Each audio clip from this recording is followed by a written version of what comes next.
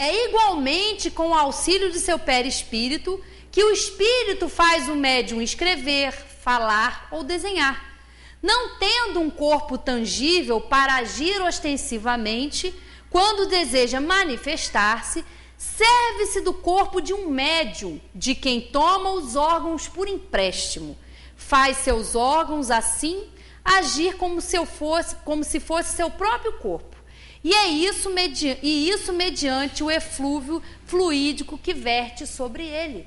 Isso é a mediunidade, que gera tanta curiosidade que as pessoas, em vez de estudar através do livro dos médiuns, fazem tanta confusão. É essa a função da mediunidade. O papel do médium é auxiliar a esses irmãos desencarnados, principalmente os irmãos que estão em sofrimentos. Esse é o grande objetivo da mediunidade, de uma reunião mediúnica séria, onde há estudo, onde os médiuns educam a sua faculdade.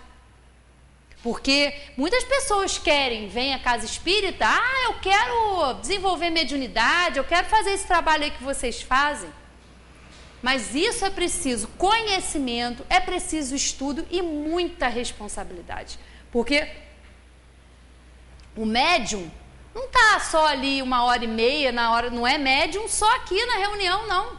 Ele é médium no mundo, é médium 24 horas. E as pessoas acham que a mediunidade vai receber só espírito superior, espírito elevado, aquele espírito complicado, aquele irmão que precisa de ajuda. Esse eu não quero não, deixa ele se virar lá. Não é assim não. Todos, a mediunidade é aberta, o médium é uma antena parabólica, uma antena que está aberta a todas as influências. E o médium que não se vigia, que não estuda, ele está vulnerável a mistificações, a processos de vaidade, porque os espíritos são como nós, são humanos, têm as suas dificuldades, as suas imperfeições. Não é porque desencarnou, virou santo, claro que não. Continuam orgulhosos, vaidosos e se aproveitam de médiuns invigilantes para também promover a discórdia, para ser um instrumento de desarmonia dentro de um grupo, dentro de uma casa espírita, no ambiente de família, porque a gente acha que é médium só no centro. Não, você vai ser médium com aquele parente lá, naquela confusão ali, naquele bololô familiar ali, que a gente, na maioria das vezes, está colocado ali. Vai ouvir, então tem que ter disciplina, e nem sempre a gente consegue, é claro que não. Todos nós somos médiuns, todos temos essa capacidade, até porque todos nós temos os nossos anjos da guarda e podemos nos comunicar com ele, como a gente está vendo aqui. Mas é necessário um trabalho todo com esse espírito para ouvir as suas sugestões. Médiuns todos nós somos, mas em graus variados. Há pessoas que têm essa mediunidade de uma forma mais rudimentar, outros têm a mediunidade ostensiva, uns têm mais facilidade para ouvir, para ver, para receber psicografia. Há uma infinidade, uma variedade muito grande. Mas o médium, acima de tudo, tem que ser responsável, tem que se vigiar muito. É um momento de descuido, um espacinho que a gente abre nos nossos pensamentos para o que não deve, e vem todo mundo junto, querendo também, insuflando que a gente... Isso é muito comum a gente observar. Quem de nós aqui não presenciou, não participou, por exemplo, a gente está em casa, numa situação, de repente a gente está ali falando sobre um assunto e começa um clima, assim, ficar meio denso, as pessoas começam a falar de coisas do passado, parece que vai voltando, aquelas coisas vêm vindo, aí, principalmente quando a gente está em reunião de família, essas coisas acontecem muito. A gente está ali naquele ambiente, começa uma conversa, aí descamba para uma discussão, e se a gente não para, se a gente não sai de perto e deixar aquilo ali correr, nossa, aquilo acaba em briga, em discussão, em mortes, como a gente vê aí. Uma simples discussão, né? Uma batida de carro no trânsito, a gente vê, o outro sai do carro já atirando, porque a gente está convivendo com esses irmãos nossos aí. Muitos querem o nosso bem, mas muitos também estão na mesma sintonia do que nós.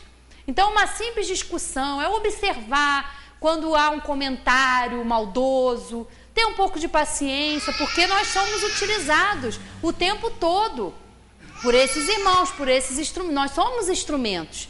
E se nós temos boa intenção, nós vamos ser instrumentos para o bem.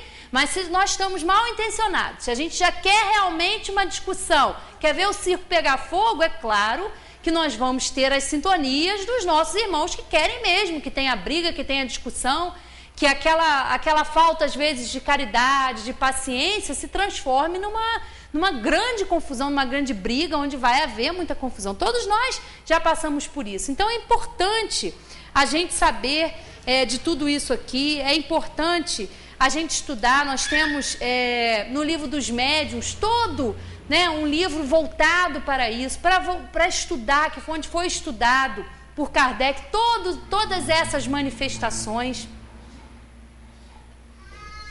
Mais na frente aqui na Gênesis nós vamos ter também as explicações com os ditos milagres que Jesus pôde fazer.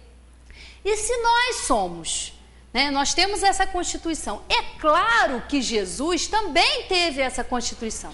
Jesus, quando esteve entre nós, ele era um espírito iluminado, era um espírito evoluído, era o espírito mais puro, é o espírito mais puro que já esteve entre nós. E é claro que ele tinha todo esse poder. Se nós somos inferiores, ainda não descobrimos a força do nosso pensamento, quem dirá Jesus, que era um espírito evoluído, que era um espírito altamente moralizado? Quanto magnetismo ele não tinha? O seu perispírito já era retirado aí desse fluido cósmico universal, mas numa parte etérea, não uma parte grosseira como a nossa. Ele retirou, claro, ele encarnou, então ele teve um corpo, ele teve um perispírito e teve um corpo físico também.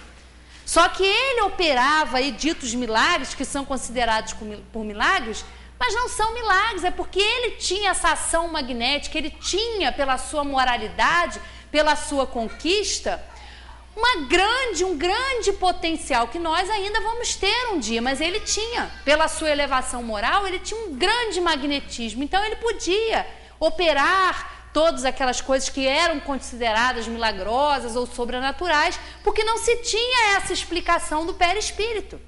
Então a gente tem aqui na Gênesis passagens em que ele promove a cura. Por que ele podia? Porque ele era um espírito altamente moralizado. E ele não promoveu a cura de todos que o procuraram. Por exemplo, no exemplo que a gente tem da mulher hemorrágica, que no meio daquela multidão, Jesus ele sente alguém tocar as suas vestes. E ele fala, alguém me tocou, e os apóstolos, mas como? Alguém te tocou? Você está no meio dessa multidão? Não, alguém me tocou diferente. Ele sentiu.